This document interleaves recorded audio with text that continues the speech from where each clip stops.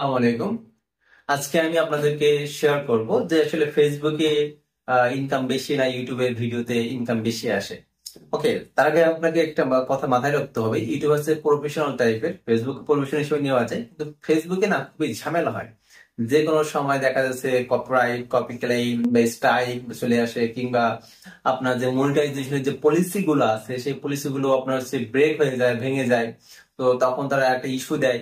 So দেখা যাচ্ছে ফেসবুকের অনেকগুলো আপনার হচ্ছে টার্ম এন্ড কন্ডিশন আছে যেগুলো মানা খুবই কঠিন, এবং যেগুলো মানতে গেলে অনেক সময় দেখা যাচ্ছে নিজের যে নৈতিকতা আছে সেখান থেকে অনেক সময় বিসর্জন দিতে হয়, বিশেষ করে রিলিজিয়াসলি।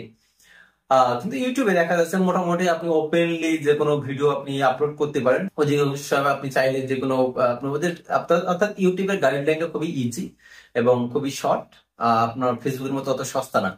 তবে ইনকামের কথা বলি, ইনকাম ফেসবুকে বেশি হয়। এটা কারণ হচ্ছে ফেসবুক মানুষ দেখে বাংলাদেশি হিসাবে, এবং বিদেশি আবার ওরা আবার আমি জানি না ফেসবুক কতটা দেখে, তবে ইউটিউবে ভালোই দেখে। তো দেখা যাচ্ছে ফেসবুকে হচ্ছে বাংলাদেশের ক্ষেত্রে বা বাঙালিদের ক্ষেত্রে ফেসবুকে মানুষ বেশি মানে আকর্ষণ, এবং এরা এইখানে বেশি অ্যাডিক্টেড। সো সো ফেসবুকের যে কোনো ভিডিও যে কোনো মুহূর্তে আপনার ভাইরাল হয়ে যেতে পারে, যার ফলে সেখান থেকে ইউজ ইনকাম হতে পারে, এবং ফেসবুকটা খুবই ইজি।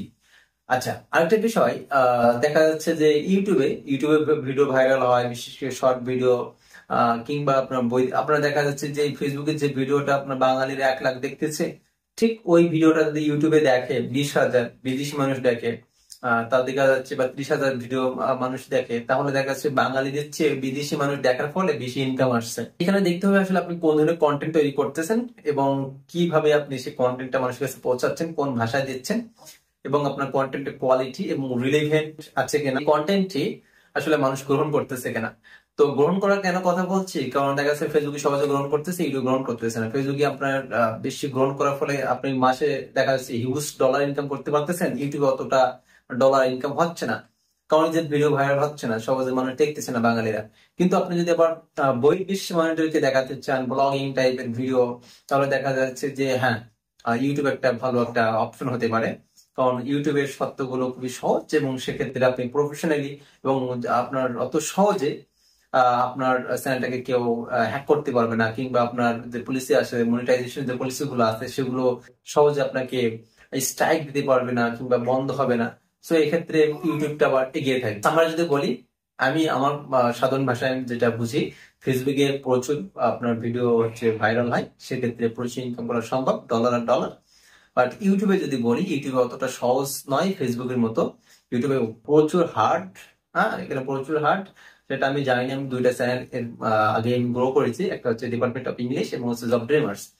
সো এই 2টা চ্যানেল আমি গ্রো করতে গিয়ে আমার যে এক্সপিরিয়েন্স হয়েছে আমি এখানে বুঝতে পারছি।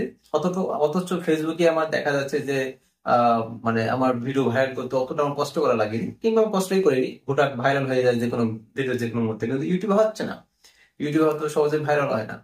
সো দেখা যাচ্ছে ফেসবুকে সহজে ভাইরাল হয়, এই জন্য বেশি ডলার ইনকাম হয়। ইউটিউবে সহজে ভাইরাল হয় না, মানুষ দেখে না অত সহজে, এই জন্য সহজে হচ্ছে আপনার টাকা বেশি আসে না। তবে ইউটিউব হচ্ছে সিকিউরিটি বেশি, এবং সিকিউর যেটা বলা আসলে ফেসবুক অত সিকিউর না, যে কোনো মুহূর্তে যে কোনো কিছু হয়ে যেতে পারে। সো আপনার আশা করি বুঝতে পেরেছেন কোনটা ইনকাম বেশি এবং কোনটা সিকিউর বেশি। আসসালামু আলাইকুম রহমতুল্লাহি ওয়া বারাকাতুহু।